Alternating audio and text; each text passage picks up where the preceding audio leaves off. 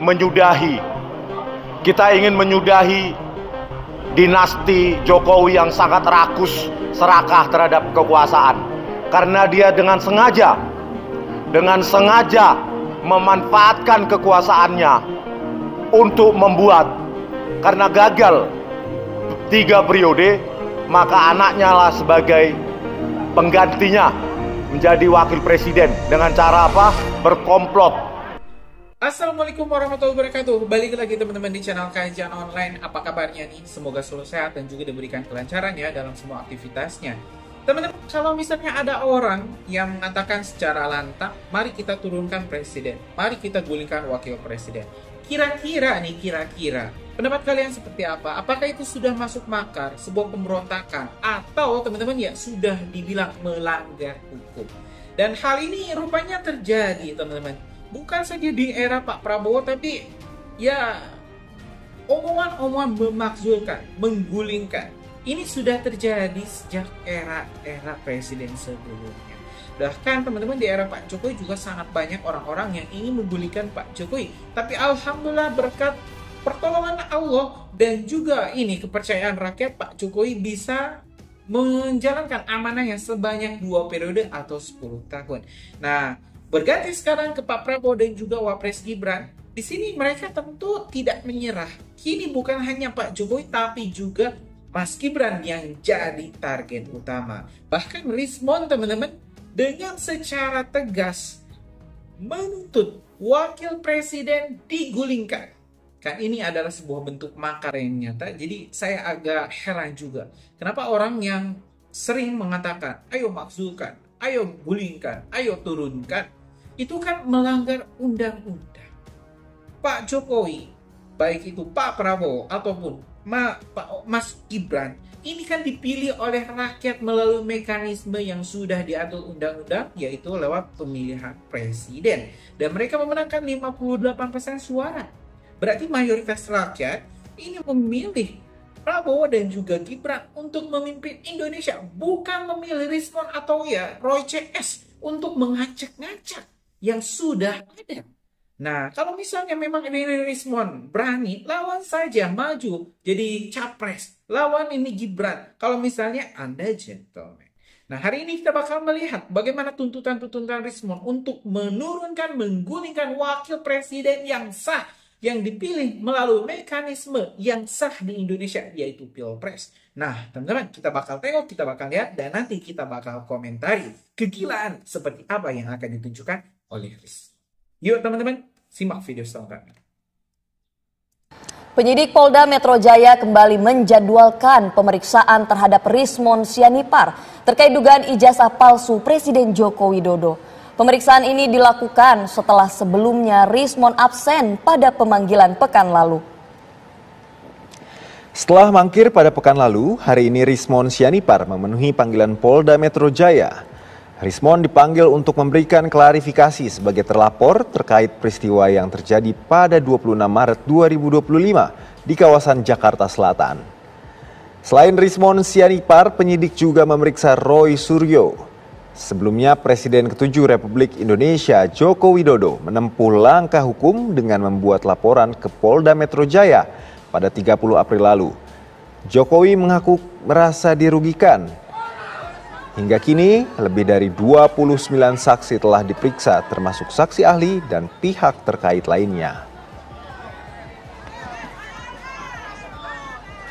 Hari ini dipanggil untuk dimintai keterangannya memang sebagai saksi, tapi undangannya namanya undangan klarifikasi.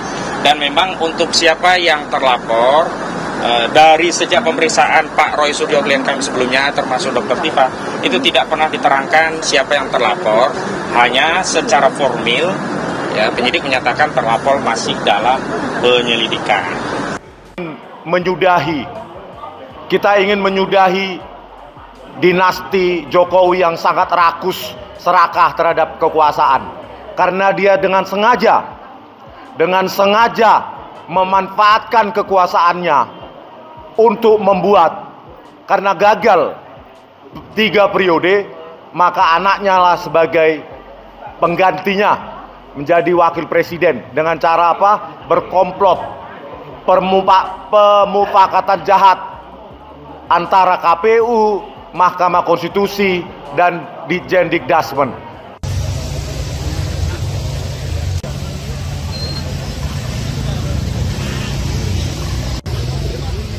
Jokowi makzulkan Gibran. Para orator nanti kita batasi 7 menit karena itu angka kerapatnya Jokowi 7. Jadi kita paskan dari 7 menit. Bukan dari birokrasi, tetapi dari rakyat. Ya, belum puas. Beliau masih pengen 1 periode lagi. Bapak Ibu,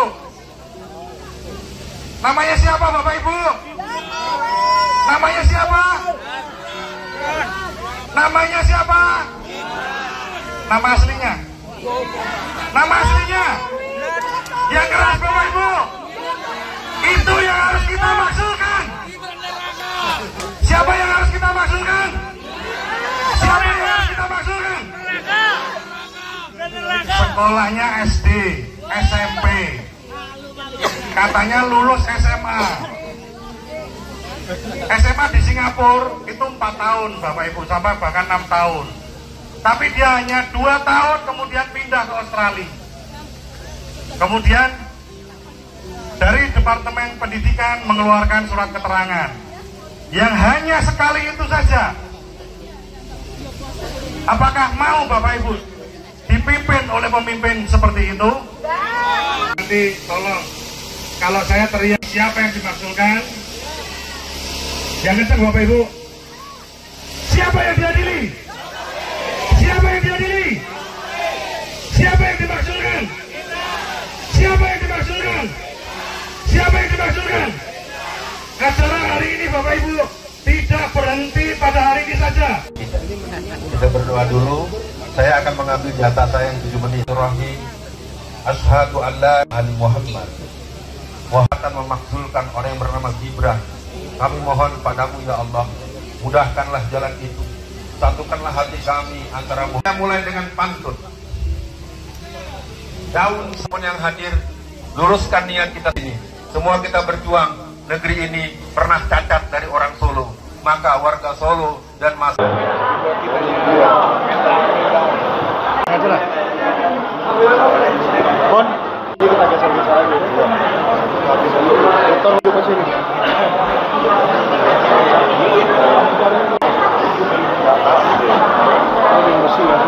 Jadi di sini nanti kita akan menyuarakan kegelisahan kita tentang Bapak Ibu, karena acaranya ada di luar, kita sudah. Jadi nanti untuk konferensi pers ini kita batasi 1 orang 5 menit saja. Jadi Ustadz atau dari Mbak Wuri dulu aja. Kalau kawan-kawan di Solo ini bergolak, kota-kota lain akan bergolak. Karena Solo adalah cikal bakal republik ini. Solo adalah kota yang sangat militan. Adili Jokowi dari kota Solo juga. Dia mulai dari kota Solo, kita akhiri di kota Solo.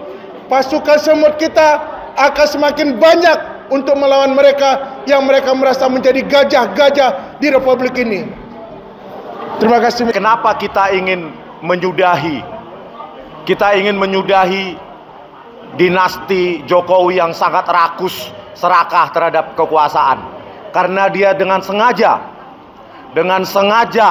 memanfaatkan kekuasaannya untuk membuat, karena gagal 3 periode, maka anaknya lah sebagai penggantinya menjadi wakil presiden. Dengan cara apa? Berkomplot, pemufakatan jahat antara KPU, Mahkamah Konstitusi, dan Ditjendikdasmen.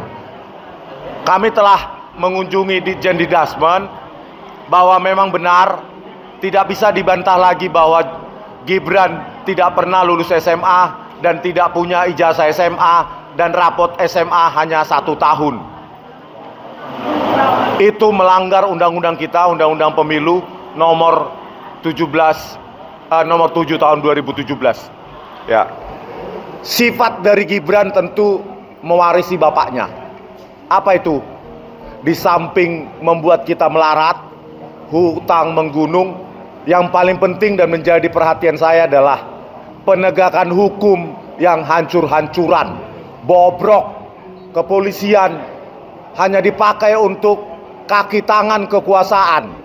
Selama 10 tahun Joko Widodo memerintah republik ini, penegakan hukum itu hancur-hancuran dan penuh rekayasa. Salah satu bentuk rekayasa tentu yaitu Jessica Wongso, seorang rakyat biasa dipidana 20 tahun, akhirnya dibebaskan setelah 8 tahun menjalani pidana di penjara, 4 bulan di sel tikus. Padahal itu semua berupa atau hasil dari rekayasa Puslapor Polri. Siapa otaknya? Tito Karnavian sebagai Kapolda Metro Jaya 2016, yang selanjutnya dia menjadi Kapolri 2016 juga. Hanya menggunakan software untuk mengotak-atik, kita rakyat biasa bisa menjadi korban rekayasa kepolisian. Kalau saya salah, sudah sejak berapa tahun lalu saya sudah diciduk dan membusuk di penjara. Penegakan hukum hancur di zaman Joko Widodo. Kalau seorang Jessica bisa menjadi korban, maka kita akan menjadi korban, bisa menjadi korban oleh Parcok. Itu cuma satu kasus, belum kasus KM50. Beberapa hari yang lalu saya sempat mengunjungi keluarga atau ayahanda dan ibunda dari salah satu dari 6 syuhada FPI yang tewas di KM50, yang merupakan korban rekayasa kepolisian juga, yaitu pembelaan diri. Betapa konyolnya, betapa sesatnya sidang di republik ini saat Joko Widodo itu memimpin republik ini. 6 nyawa anak manusia dianggap seperti binatang. Dan tidak ada satupun pejabat kepolisian yang bertanggung jawab. Karena apa? Karena mereka sengaja menghilangkan barang bukti, memerintahkan katanya setengah jam, memerintahkan bukti-bukti digital di rest area KM50 dan membongkarnya padahal baru setahun didirikan. Belum lagi kasus Kanjuruhan, belum lagi kasus Vina Cirebon dan banyak kasus lain. Kalau kita masih menjadi manusia, maka kita harus sedih. Kenapa republik ini menjadi anti kemanusiaan? Di zaman Joko Widodo penegakan hukum justru mengkhianati kemanusiaan itu sendiri. Juga makzulkan Gibran. Gibran ini adalah figur cacat. Cacat konstitusi jelas. Di mark up usianya. Cacat administrasi jelas karena diloloskan oleh KPU. Walaupun belum ada pergantian PKPU. Bayangkan KPU seenaknya saja meloloskan Gibran sebelum ada penggantian PKPU. Tentu saja Gibran itu adalah orang yang cacat akademik. Ijazahnya palsu, bodong, bohong. Ternyata like father, like son. Kita meminta kepada pemerintah, kita minta di kejaksaan untuk menangkap, melawan Jokowi. Tangkap Jokowi! Tangkap Jokowi! Tangkap Jokowi! Terima kasih. Wabillahi taufiq wal hidayah. Assalamualaikum warahmatullahi wabarakatuh. Ya teman-teman, ya barusan kita sudah melihat secara lengkap bagaimana makar yang sengaja dipertontonkan, sengaja diliput di video kan teman-teman, tentang ini respon yang ingin memasukkan Wapres Gibran Raka Buming Raka. Sekali lagi ini teman-teman, kalau misalnya kita lihat ini Rismon berbicara soal hukum, tapi dirinya sendiri melanggar hukum. ingin memakzulkan wakil presiden yang dipilih oleh rakyat. Rakyat sebenarnya tidak terlalu memperpusingkan soal ijazah, soal background pendidikan. Yang penting ya pemimpin itu cerdas, pemimpin itu pintar, bisa mengurusi rakyat, bisa mensejahterakan rakyat, dan mengemban amanah. Banyak juga ini ya DPR kita yang lulusan S1, S2, S3 tapi ya korupsi, malah menyengsarakan rakyat. Apa mau yang kayak gitu pemimpin kita? Kan enggak. Nah, balik lagi teman-teman, ya susah juga memang. Jadi langsung saja, kalau misalnya merasa benar atau tidak, yakin atau enggak, langsung saja buktikan di pengadilan soal ijazah ini. Nanti biar terang benderang hakim yang akan memutuskan. Nah, kalau misalnya sudah diputuskan itu ijazah asli atau tidak, kalau misalnya ada pihak-pihak yang seperti Rismon ini masih saja tidak terima, ya langsung saja karungin atau diciduk lah Pak Polisi. Gimana menurut kalian, setuju nggak dengan statement saya barusan? Punya pendapat lain? Tulis di kolom komentar, kita bakal diskusikan. Terima kasih teman-teman. Assalamualaikum warahmatullahi wabarakatuh.